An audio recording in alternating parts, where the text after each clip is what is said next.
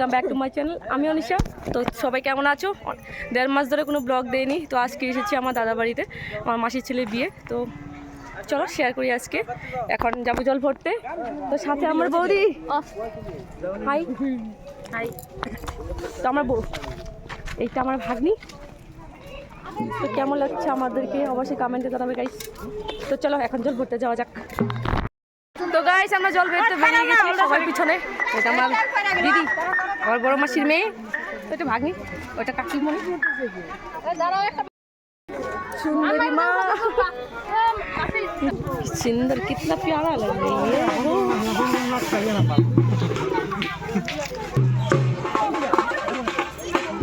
তো এখানে জল ভরার জন্য সবাই রেডি, এখন যাবো জল ভরতে গাইস।